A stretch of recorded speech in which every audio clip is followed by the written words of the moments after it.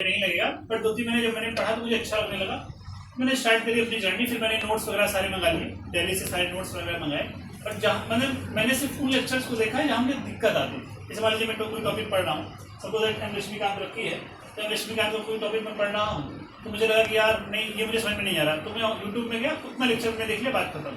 जो मुझे समझ में आ रहा है वो मैंने पढ़ लिया, जो मुझे नहीं समझ में आया वो मैंने यूट्यूब पे देख लिया। आप सारे लेक्चर देख सकते हो, कोई दिक्कत वाली बात नहीं है। फिर आफ्टर दैट 2022 वाला मेरा पहला अटेम्प्ट था, मैंने जयपुर से दिया था, नहीं हुआ, मतलब बहुत कम नंबर आए थे क्योंकि 4-5-6 महीने की पढ़ाई थी, तो काफ़ी कम नंबर थे। कितने 47 के आसपास मार्क्स आए थे 200 में से। कट ऑफ थी नहीं 87 ऐसे करके, पता था नहीं होगा, बस खाली एग्जाम दे रहे थे कि हाँ एक बार ट्राई करके देखते हैं कितना आ रहा है कितना नहीं आ रहा है, कैसे एग्जाम होता है, प्रोसेस क्या होता है। फिर मैंने सोचा कि भाई अब ऐसे तो होगा नहीं, थोड़ा और सीरियस होकर इसमें देना पड़ेगा। लेकिन जॉब भी थी मेरी, तो जॉब के साथ भी थोड़ा टफ होता है, तो मैंने 1-2 महीने का थोड़ा पॉज लिया कि थोड़ा समझे सिलेबस। तो फिर 1-2 महीने का पॉज लिया मैंने, उसमें मैंने प्रिपरेशन करी। मैंने 2 महीने खूब जम के पढ़ा। 2 महीने मान लीजिए आप 15-15, 16-16 घंटे मैंने पढ़ाई करी, इसलिए कि बस समझ में आए। क्योंकि एग्जाम को पहले समझिए आप एग्जाम है क्या है। दिक्कत क्या होती है, बस लग जाते हैं कि बस सिर्फ पढ़ने से नहीं होता है, आपको समझना पड़ेगा कितना पढ़ना है, कैसे पढ़ना है, कब क्या पढ़ना है, अभी ये पढ़ना है या बाद में पढ़ना है। ये नहीं कि बस उठाई किताब और पढ़ना स्टार्ट कर दो, ऐसा नहीं होता है। तो 2 महीने मैंने खूब जम के सब पढ़ा लिखा। फिर मुझे लगा कि हाँ अब समझ में आ गया है चीज़ें, तो फिर मैंने जॉब ज्वाइन कर ली। फिर जॉब के साथ ही मतलब दिन में 5-6 घंटे पढ़ाने का काम होता था, और मैं फिजिक्स ही पढ़ाता था, तो मेरे लिए वो हेल्पफुल था। फिजिक्स ऑप्शनल में, क्योंकि मेरा ऑप्शनल फिजिक्स है, तो वो हेल्पफुल फिजिक्स में हो जाता था मेरे लिए। तो पढ़ाना मतलब ऐसा था कि यूपीएससी में भी काम आ रहा था और पैसा कमाने में भी काम आ रहा था, क्योंकि पैसा भी ज़रूरी है, बहुत सारी चीज़ें आपको मैनेज करनी होती है लाइफ में।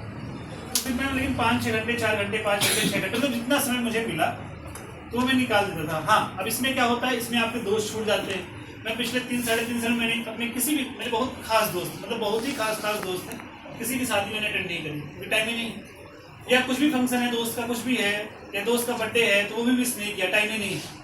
अब इसमें जो दोस्त बुरा मानते थे, तो अभी जब मैं दिल्ली गया था तो वहाँ दोस्त मिले थे मुझे, तो बोले कि सारा माफ़ है, कोई दिक्कत नहीं, शादी में नहीं है कोई बात नहीं। तो ऐसा होता है जब आप कुछ हो जाते हो तो फिर वो कोई कुछ नहीं सोचता कि आप मेरी शादी में नहीं है, कि ये नहीं है वो नहीं है।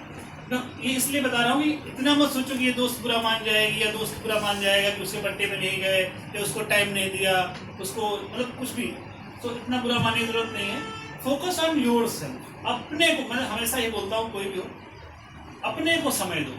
जितना अपने आप को आप समय दोगे उतना अपने आप को निखार पाओगे भी। टाइम उतना ही है, दूसरों को टाइम दोगे तो ऑब्वियस बात है कि अपने को कब निखारोगे, सिंपल सी बात है। तो अपने आप को समय दो जब तक आप कुछ लेवल तक अचीव नहीं कर लेते हो। सेल्फ टाइम बहुत ज़रूरी है। सेल्फ टाइम देने का मतलब है कि अपने ऊपर मेहनत करो, सीधी बात नहीं करना चाह रहा। तो फिर मैंने 23 वाला अटेम्प्ट तैयारी करी, मैंने बहुत अच्छे जॉब के साथ ही कर रहा था मैं, 4-5 घंटे 6 घंटे जितना समय मिलता, संडे को तो काफ़ी पढ़ लेता था। लेकिन उसके लिए मुझे सब कुछ छोड़ना पड़ा, सब कुछ छोड़ना पड़ा, है ना। हाँ, कुछ चीज़ें नहीं छोड़ सकते थे वो मैंने नहीं छोड़ी, लेकिन बहुत कुछ जो छोड़ सकता था वो मैंने छोड़ दिया था। आफ्टर दैट मैंने 23 का अटेम्प्ट दिया और मेरा सीसेट में नहीं हुआ था।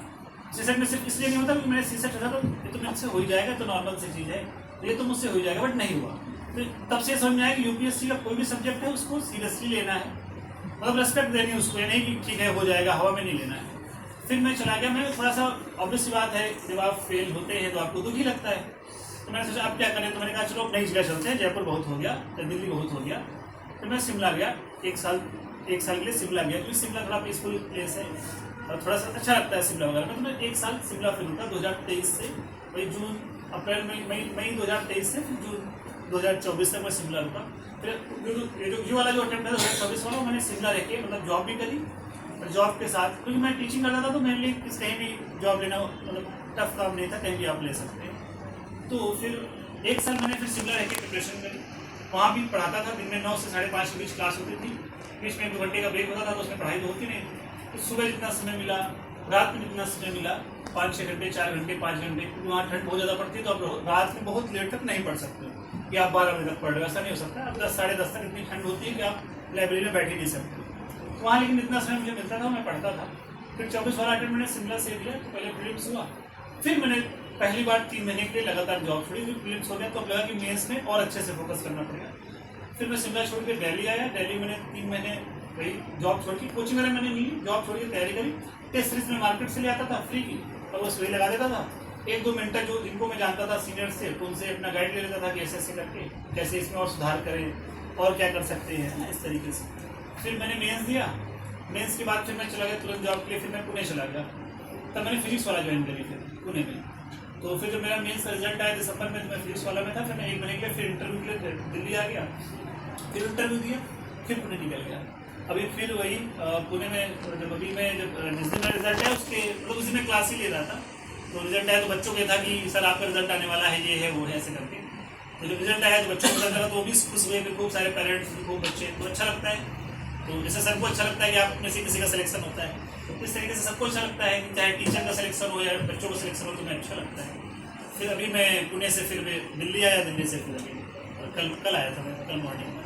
तो ये this is my whole journey. बहुत क्रिप्स है, बहुत ब्रीफ है, बट दिस इज होल। बहुत धन्यवाद।